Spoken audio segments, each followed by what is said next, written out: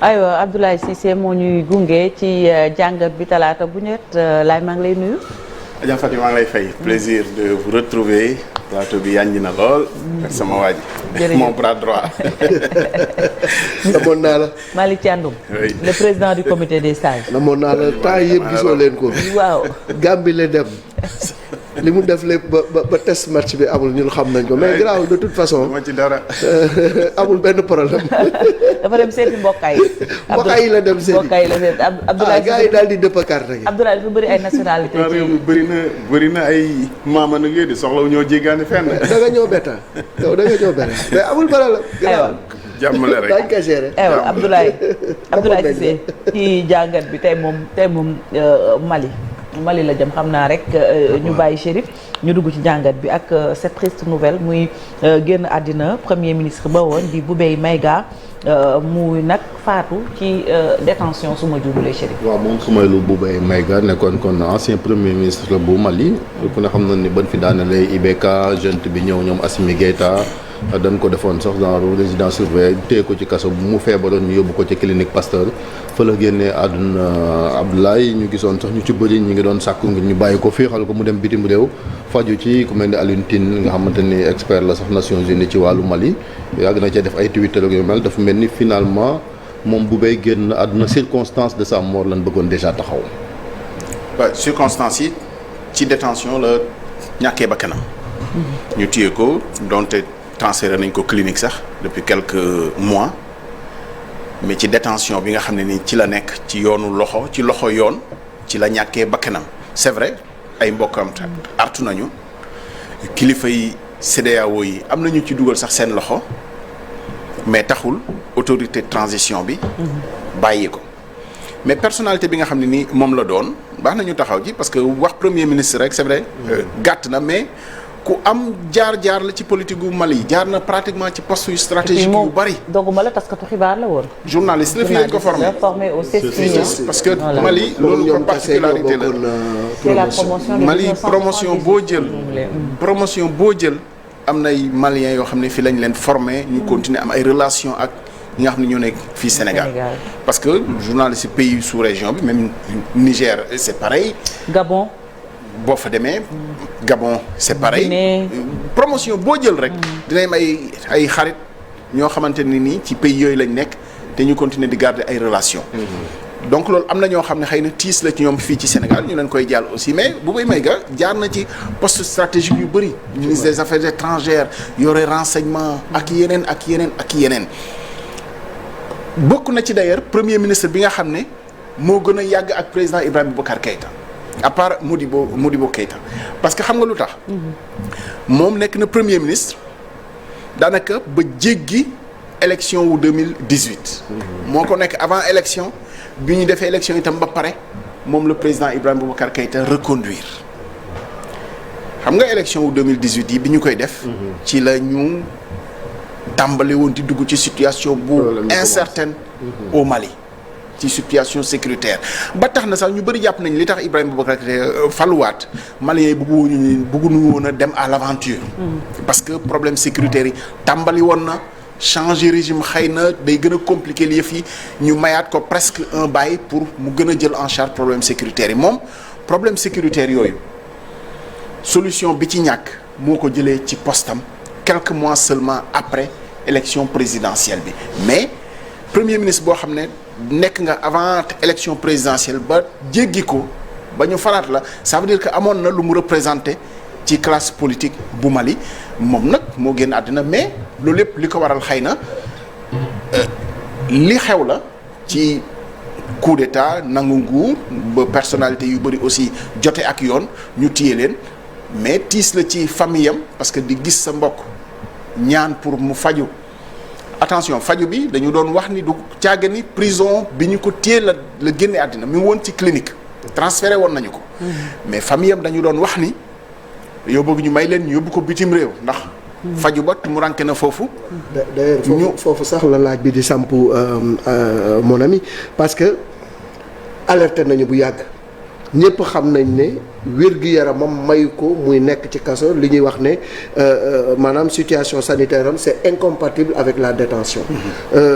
droit de l'homme si wax nañu famille am wax nañu ñëpp alerté nañu pourtant jeune bi dañu continuer di ko téye dans les liens de la détention ndax moom dafa représenter un danger wala ban enjeu moom moo am ba tey jeune bi bàyyi ba nga xam ne bëy wees moom mbuus ñu soog ko yóbbu clinique ba mu dee. moom mooy symboliser xëy na jeune bi peut-être li mu bëgg a woote. ci xeex corruption dox ci transparence parce que encore une fois li tax ñu téye ko. wax nañu taxaw ci du rek. activité politique ñëw nañu jàpp kilifa yi fi nekkoon nëbb leen jant bi pour que bàyyi leen non moom dañu ko téye dans le cadre opération yoo xam ne nii dañuy gëstu ci ay mbuxum yoo xam ne def nañu ko ci jamono bi nga xam ne nekkoon na ministre de la défense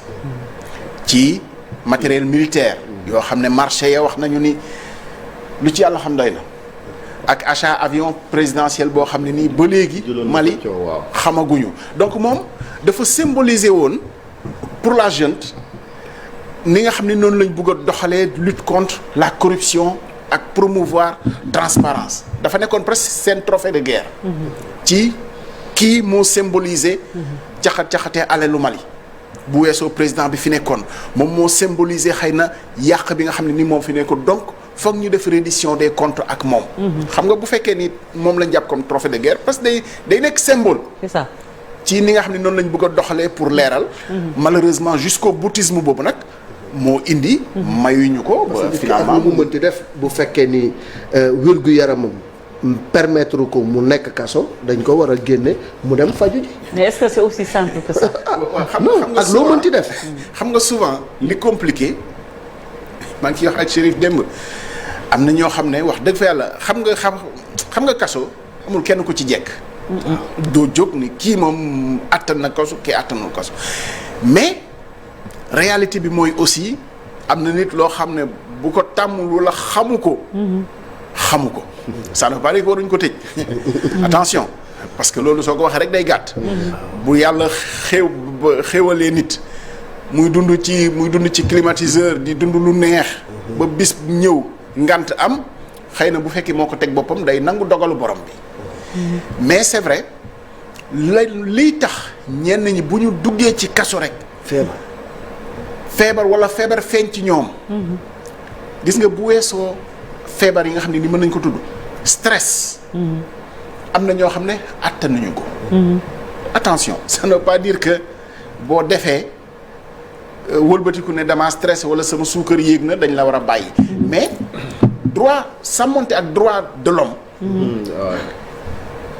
tout le temps dañu ko war a préserver dignité humaine dañu ko war a préserver nit lu mu mën di def su fekkee ni ay spécialistes médecins nee nañu état de santé attanu rigueur carcérale c'est loolu le terme consacré wax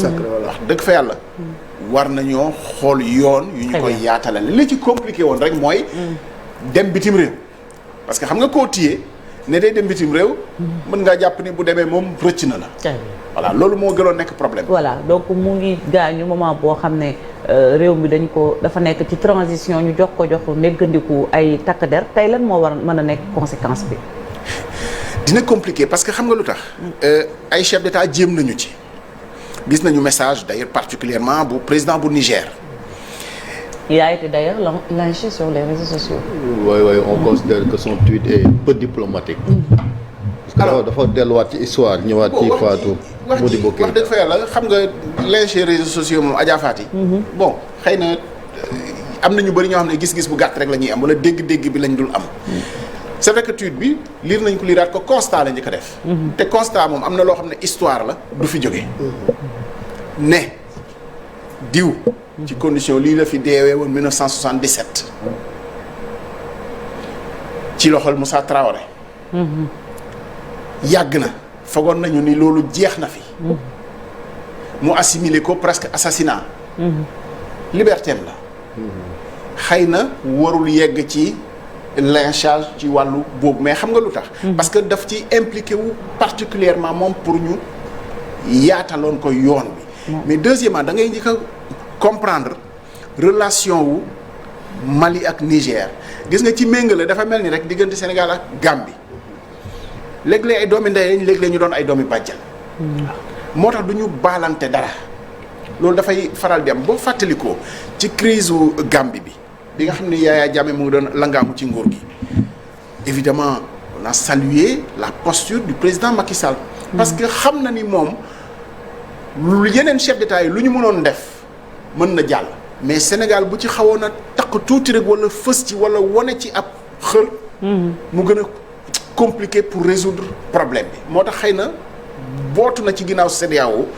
jàpp ni aussi digganteem ak Gambie tax na xëy na moom li ci ñeneen ñi mën a wax publiquement mënu ko ci wax publiquement loolu aussi moo xew diggante Niger ak Mali ñoom ñaari peuples yooyu noonu la ñu xaw a mel bon maintenant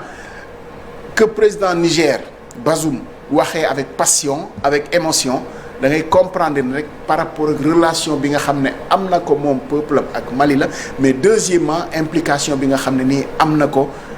ci biir loolu moo tax du yombal quand même relation wu CEDEAO ak transition bi parce que fan yi rek la fa mission Union africaine dem pour dox diggante bi déggooguñu sax ba léegi mais lii dafa bokk sax ci point yi nga xam ne dañ koy waxtaanee en réalité parce que fàttaliku leen point bi njëkkoon a waxtaanee bi nga xam ne transition bi ñëw na bi CEDEAO communiqué bi njëkk a def mooy Ibrahima Boubacar Keïta moom bàyyi leen ko ba pare ñuy door a wax leneen. justement Abdoulaye ñu ngi gis ne personnalité yi nga xamante ne dañ leen di wàccee ci nguur gi ñu ngi commencé bëri te jóge ci CEDEAO donc Alpha Condé résidence surveillée wala emprisonné kii di Roch Marc Christian Kaboré tamit moom ba léegi kenn xamagul fan la mbir bi toll justement dossier Soumeylou Boubèye Maïga bi est-ce que du gën a yàq négociation yi diggante CEDEAO ak transition bu nekk ci Mali. ça va compliquer les choses mais deuxièmement li mu feeñal mooy gis nga transition bu gudd parce que transition dañuy jàpp ni rek lépp xaj na ci biir gis nga bu ni nekkee sax transition justice bi dañuy jàpp ni bon mën na xaar ak yeneen donc jàpp nit ci loo xam ne da ngay toog di xaar ci ne da ngay lijjanti transition loolu aussi mënul doon yoon parce que nit bu ñu koy jàpp dafa war a fekk justice bi doxal mais souvent autorité militaire yi jël pouvoir ñooy jàpp nit ñi soit ñu def leen résidence surveillée duñu leen may am na sax ay leaders yoo xam ne dañu nekk en place nëbb jant bi seen i opposants Cellou Dalein Diallo gis nga ko à Conakry pendant plus d'1 an Alpha Condé nëbb na ko jant bi mayu ko mu génn mayul nit mu seeti ko te loolu bu fekkee ni lu ci décision de justice day mujj delloo ñu ci loo xam ne nii vraiment Afrique war na ko weesu mën nañu comprendre bu transition ñëwee justice bi doxal wax ni kii ak kii dañu koy topp mais autorité militaire yi nga xam ne ñoom ñooy ñëw bu fekkee ni ñoom ñooy dogal ni yow ñëwal toogal te atteeguñu la xëy na jaaralewuñu mbiri ci yoon ci ni ñu ci ay mise en accusation ak yeneen il faut même faire pire que les civils yi nga xamante ñoom lañ renversé parce que bu fekkente wax nga ko jël président garde ko résidence surveillée parce que IBK tamit gis nga génn àdduna ci conditions yoo xamante ni ba léegi même hommage sax defaluñ ko te jiite na fa quel que soit mbooxool boo xam def na ko fa on a vu Alpha Condé Marc Christian Kaboré Marcel également mi ngi koy wax fële ca Guinée aussi dàq nañ sax ancien premier ministre résidence ba mu nekkoon ku mel ni Cellou Dalein Diallo yàgg fa ñu humilier ko génn ko ci këram mooy militaires yi fi ñu bëgg a jëmee réew yi yor kenn xamul. parce que li koy indi mooy yaakaar ni kii ma fi jëlee dana continuer di lay ay pexe pour bu ma ko bàyyee mais boo jëlee nguur kay xëy na yaa ëpp doole ki nga xam ne nii yaakaar nga ni war na laa mën a fexeel loolu moom vraiment dafa war a jeex parce que justice war doon justice punitive wala expéditive ci rek maa ëpp doole kon ñi ma fekkoon ñëpp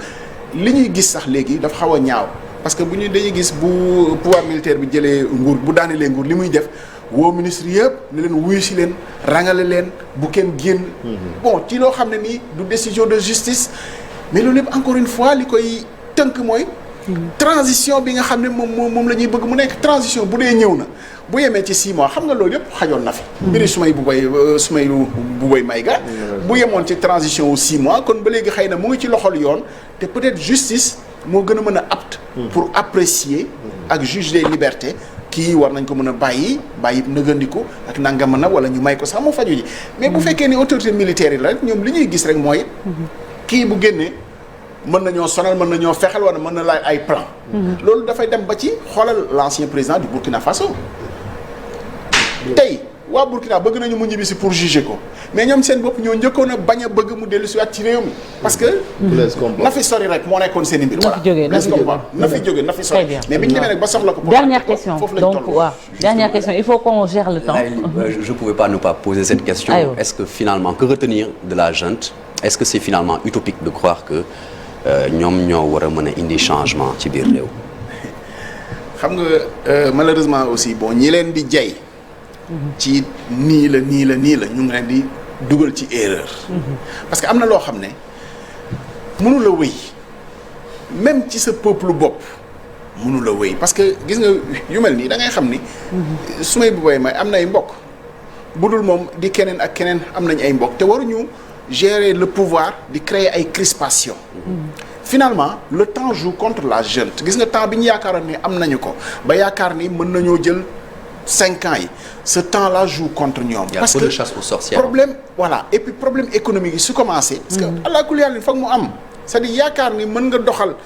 en refermant sur toi en te coupant de la CEDEAO wala CEDEAO coupé ak ñoom CEDEAO moo leen tëj. c'est vrai mais xëy na yoonu waxtaan bi nga xam ne président Macky Sall en tant que président Union africaine junj na ko. yoon la. ñëpp nag dañ cee war a dox pour ñu génn ci situation wu blocus bi nga xam ne moo am ci Mali parce que du lay wéy te mënu la continuer te du leen jik bi nag boo demee ba cëppaandaw nga naan diw moom a ko te diw moom a ko te day fekk bay wéy na très bien dañuy fexe conséquences waaw Chérif léegi buñaa bi mais très rapidement laay en 30 secondes en 30 secondes waaw mais Mor Boubé Maïga bi buñ ci taxawee quand même koo xamante ni jiite nga réew nekk fa premier ministre wax nga ko am jafe-jafe ci wàllu wér-gu-yaram est-ce que ñoom it amul responsabilité ci maanaam ci wàllu système de santé boo xamante ni war nañ koo ñoŋal ci réew yi ba ku ci feebar ñu fajala ci réew mi doo xalaat yaakaar dem bitim muy Sénégal ku mën a à montrer nos limites. non waaw moo tax xaalis bi ni pasar pasare est-ce que war nañ koo gën a liggéey bu ko defee quand même ñu am ay jumtukaay ci wàllu wér-gu-yaram ba lay tax ñu évacuer nit quand même du laay rapidement waaw bu ñaaw Chérif bi da nga ko waroon bañ parce que bii def nañ ko defati ko fi gis nga finalement ñu leen koy rappeler non mais c'est ça la triste réalité amul koo xam ne ni da ngay nekk ci donxaasi gi yaakaar ni war ngaa mën a faju ci biir réew mi parce que nag dara nekku fii bu ñu waxantee dëgg rek gis nga même fii ci biir réew mi c'est vrai da ngay dégg def nañu effort de mais wallahi ku am malade nga confronté au système bi nga xam ni c'est compliqué maintenant c'est vrai milliards yi bari na structures yi bari na mais je pense que c'est un tout et parfois même c'est le facteur humain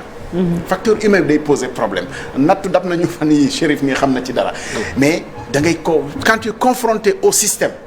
à la réalité da nga naan non li nga xam ne nii def nañu ko te ma ko doon dégg te doon applaudir mais anamu